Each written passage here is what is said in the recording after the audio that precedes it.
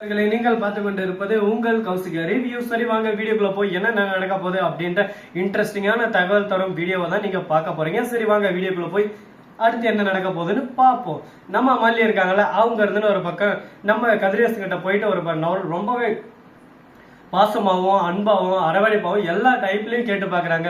நீங்க தானே அந்த கொலையை பண்ணீங்க, அது மட்டும் இல்லாம வேற யாராவது பண்ணியிருந்தாலும் சொல்லுங்க, உங்களோட பொண்ணோட வாழ்க்கை தான் ஒரு பக்கம் போயிருச்சு, இந்த பொண்ணோட வாழ்க்கையாவது காப்பாத்துங்க, எனக்கு விஜய் வேணும், வெண்பாவுக்கும் விஜய் வேணும், வெண்பா விஜய் இல்லாம ஒரு பக்கம் சாப்பிட மாட்டேன்றா, அழுதுகிட்டே இருக்கா, அப்பா இல்லாம அவளால எப்படி இருக்க முடியும், புரிஞ்சுக்கோங்க கதிரேசன் அப்படின்னு சொல்லிட்டு மல்லி கேக்குறாங்க.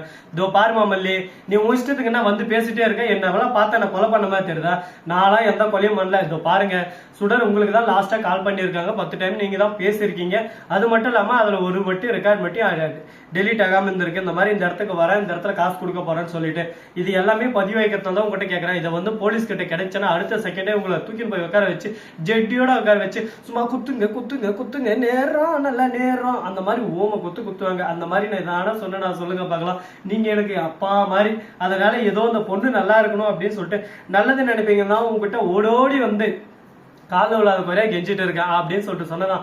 இந்த பாரு, இந்த டைம் இந்த பக்கம் வந்த மவளை அவ்வளவுதான் பாத்துக்கோ அப்படின்னு சொல்லிட்டு நிஷா வந்துடுறா. பெரியவங்க பேசிட்டு இருக்குங்களா, சின்ன பிள்ளை நிஷா உனக்கு என்னமா அங்க வேலை அப்படின்னு சொல்லிட்டு மல்லி கேட்க. இதோ பாரு மல்லி, உனக்கு அவ்வளவுதான் மரியாதை, பாத்துக்க, நானும் பாத்துக்கிட்டே இருக்கேன், விட்டா நான் தான் அந்த கொலை பண்ணேன்னு சொல்லுவ போல, எங்க அப்பா தான் கொலை பண்ணாருன்னு சொல்லுவ போல, மோஸ்ட் எகின்னு போயிட்டே இருக்கேன். எல்லாமே ஒரு லிமிட் தான், லிமிட்டுக்கு மேல போச்சு அப்புறம் பேச்சே இருக்காது என்கிட்ட, பாத்துக்க, வாயெல்லாம் உடச்சு போடுவோம், ஒழுங்குமுறையா போடி அந்த பக்கம் அப்படின்னு சொல்லிட்டு கோவப்பட ஆரம்பிக்கிறாங்க. ஐயோ கோவத்துல கூட தங்க அழகா தான் இருக்குது எப்பா அப்படின்ற மாதிரி ஒரு பக்கம் பிட்ட போட்டு இருக்காரு. நம்ம மனோகர் அந்த இடத்துக்கு வந்துடுறாரு. பாரு மல்லி, இவங்க கிட்ட பேசி 0% பிரோஜனமே இல்லை, இவங்க கிட்ட பேசத்தை விட்டுட்டு நம்ம சைட்ல காட்டலாம். இந்த ஆதாரத்தெல்லாம் எடுத்துன்னு போயிட்டு அழகா போலீஸ் ஸ்டேஷன்ல கொடுத்தா அவங்களே ஒரு பக்கம் நம்மளுக்கு ரிவார்டும் கொடுத்து கூட இவங்களுக்கு சவுக்கடியும் கொடுத்து உண்மையை வர வச்சு விஜய் நிரபராதி அப்படின்னு சொல்லிட்டு கோர்ட்ல இருந்து வீட்டுக்கே அனுப்பிச்சிருவாங்க.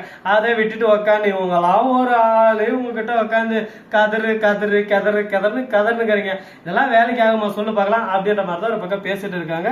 இன்னும் இது எங்க போய் முடிய போகுது, எப்படி முடிய போகுதுன்னு சொல்லிட்டு தெரியல, பாப்போம் இன்னும் என்னென்ன விஷயம்லாம் நடக்க போகுதுன்னு சொல்லிட்டு. அது மட்டும் இல்லாம நம்ம தலைவன் வேற மாதிரி ஒரு பக்கம் பர்ஃபார்மன்ஸ்ல பண்ணி பின்னி பெடல் எடுத்துட்டாப்ல. யாரா அப்படின்னு சொல்லிட்டு பாத்தீங்கன்னா வேற யாரே நம்ம விஜய் தாங்க.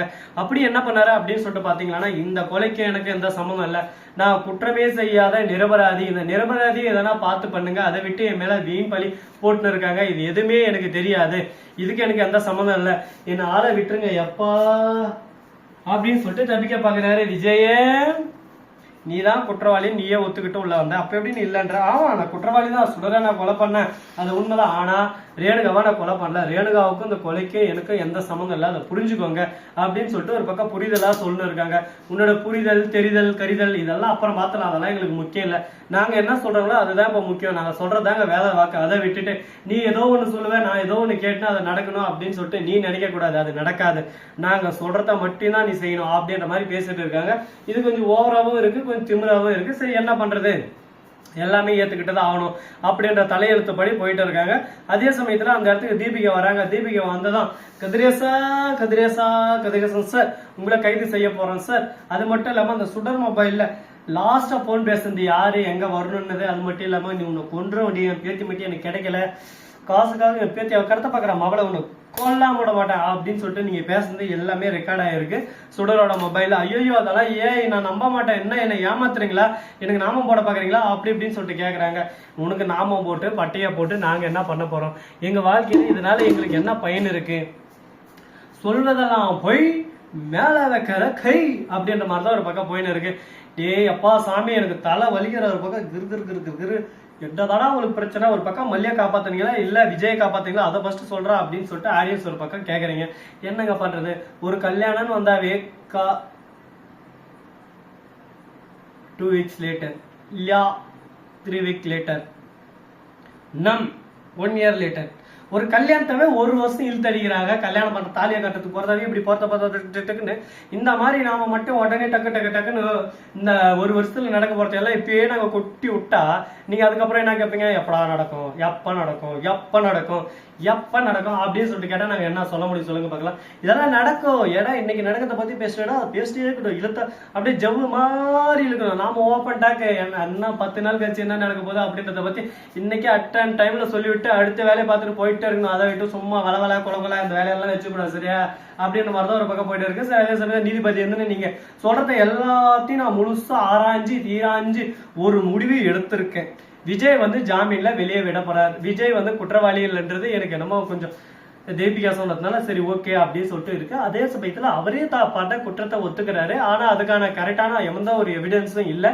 சோ அவரை டெய்லி வந்து கையெழுத்து போடுற மாதிரியும் தீபிகாவுக்கு 1 வீக் டைம் தர, அந்த 1 வீக்ல உண்மையான குற்றவாளி யாரு அப்படின்னு சொல்லிட்டு கண்டுபிடிச்சு அவங்க கோர்ட்ல நிறுத்தணும் அப்படின்னு சொல்லிட்டு சொல்றாங்க. Sir sir sir sir 1 week எல்லாம் 2 டேஸ் போதும். அதான் இப்போ ஒரு 1 வீக் கிழிச்சிங்களே பெருசா டர்ன்னு அதெல்லாம் பாத்துன்னு தான் நம்ம ஒழுங்குமுறையா சொல்ற டைமா எடுத்துக்கினா அதுக்குள்ள செஞ்சு முடிக்கிற வேலையை பாருமா. அப்படியே பெருசா இதுன்ற மாதிரி அப்படியே ஒரே நாள் போதும் 2 நாள் போதும்னு அந்த 1 நாள் 2 நாள்னா கோர்ட்டுக்கு எதுக்கு இவரா கூட்டினாரு நிரபராதி உண்மையான குற்றவாளி அழிச்சுன்னு வந்துக்கலாம்ல. தேவையில்லாம பேச வைக்காத ஆளையா வீட்டுல கொண்டாடி திட்டான்னு வந்து கோர்ட்ல உட்காந்துக்கிற ஜட்ஜா. அதை விட்டு என்ன ஒரு பக்கம் டென்ஷன் பண்ண அப்படின்ற மாதிரி ஒரு பக்கம் தலைவனுக்கு கோவம் வந்துருச்சு. கல்யாணம் ஆயிடுச்சா ஆமான்ற ஒரு பக்கம் அப்படின்னு அவருக்கு டென்ஷன் ஆகாம இருக்குமா, மண்டை ஒரு பக்கம் சூடாகாம இருக்குமா, அப்படி கிருன்னு மண்டை பிச்சுக்கும். ஸோ நம்ம இந்த வீடியோ பிடிச்சிருந்தா லைக் பண்ணுங்க, கமெண்ட் பண்ணுங்க, ஷேர் பண்ணுங்க, டீம் தட்டி விட்டு போங்க. அப்பதான் நான் போறோம் அடுத்த வீடியோ உங்களுக்கு நோட்டிஃபிகேஷன் வந்து மிக நன்றி. தேங்க்ஸ் ஃபார் வாட்சிங். டாடா நன்றி வணக்கம் நண்பர்களே.